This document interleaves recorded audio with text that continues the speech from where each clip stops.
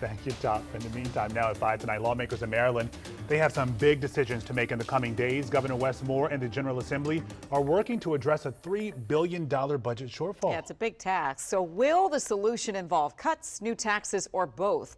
Our Matt Gregory is live in Annapolis. And Matt, we know the governor is set to present his budget tomorrow, but what are lawmakers saying today?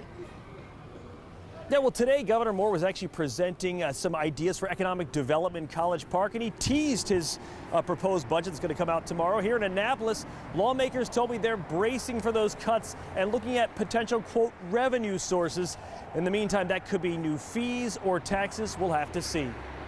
Maryland's $3 billion budget hole has the old line state drawing up hard lines. I don't want them to raise taxes, but I think that's part of being a citizen. Well, I don't want to see taxes go up. This week, the man Maryland waits on, Governor Wes Moore, will release his budget. And today in College Park, he spoke briefly about his plan. And you will see tomorrow that I'm releasing this year's proposed budget from our administration that says we have got to make our taxes in the state of Maryland simpler, fairer, and for the vast majority of Marylanders, lower. But not a guarantee of no new taxes. And when he releases the budget, the first committee to look at the $2 billion in cuts will be the House Appropriations Committee. We're getting light heads up like we just saw in this briefing today. Committee member from Prince George's County, Democrat Julian Ivey, says they'll start looking at places to cut back the other $1 billion, but we know where the red lines are, things that